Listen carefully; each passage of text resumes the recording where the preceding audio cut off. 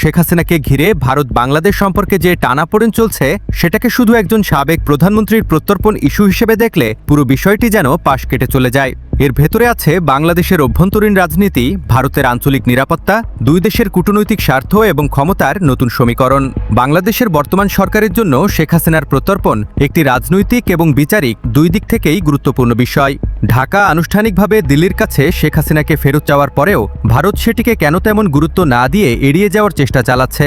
ভারত বলছে এটি তাদের আইনি ও বিচারিক প্রক্রিয়ার অধীনে পরীক্ষা করা হচ্ছে, অর্থাৎ দিল্লি এখনও রাজনৈতিকভাবে শেখ হাসিনাকে ফেরত দিতে সম্মতি জানায়নি।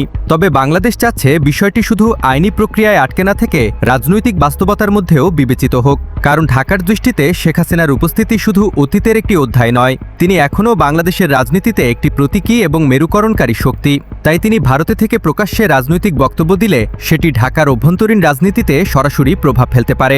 এ কারণেই আগস্টের শুরুতে শেখ হাসিনার ভারত থেকে দেওয়া প্রকাশ্য বক্তব্য নিয়ে বাংলাদেশ দিল্লির কাছে আপত্তি জানায়। ঢাকার বার্তা ছিল পরিষ্কার, ভারতের মাটি যেন বাংলাদেশের অভ্যন্তরীণ রাজনৈতিক কর্মকাণ্ডের প্ল্যাটফর্ম না হয়। কিন্তু শেখ হাসিনাকে ফেরত দেওয়া ভারতের কাছে এতটাই সহজ? তারা কি রাজি হবে বাংলাদেশের প্রস্তাবে? দিল্লি যদি শেখ হাসিনাকে দ্রুত ফেরত দেয় তাহলে সেটি বর্তমান বাংলাদেশ সরকারের সঙ্গে সম্পর্ক উন্নয়নে বড় বার্তা হতে পারে। কিন্তু একই সঙ্গে ভারতকে তার নিজের আইনি কাঠামো, কূটনৈতিক প্রতিশ্রুতি এবং আঞ্চলিক নিরাপত্তার হিসাবও বিবেচনা করতে হবে। তাই প্রত্যর্পণ শব্দটির পেছনে আসলে একটি বড় কূটনৈতিক দরকষাকষি তৈরি হয়েছে। আর এই দরকষাকষির দ্বিতীয় গুরুত্বপূর্ণ দিক হল, বাংলাদেশ এখন ভারতের সঙ্গে সম্পর্ক ছিন্ন করার ইচ্ছাতে নেই, বরং উল্টোভাবে সম্পর্ককে নতুন ভিত্তিতে পুনর্গঠন করতে চাইছে। 10 আগস্ট প্রধানমন্ত্রী তারেক রহমান ভারতের হাইকমিশনারের সঙ্গে বৈঠকে দুই দেশের সম্পর্ক উন্নয়নের জন্য একটি অনুকূল পরিবেশ তৈরির প্রয়োজনীয়তার কথা বলেন।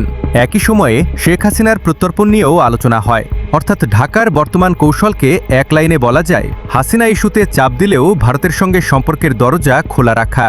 কারণ বাংলাদেশের জন্য ভারতের সঙ্গে সম্পর্ক শুধু আবেগের বিষয় নয়, সীমান্ত নিরাপত্তা, বাণিজ্য, যোগাযোগ, পানি, জ্বালানি, আঞ্চলিক নিরাপত্তা এবং উত্তর পূর্ব ভারতের সঙ্গে বাংলাদেশের ভৌগোলিক সংযোগ সবকিছুতেই ভারতের গুরুত্ব রয়েছে।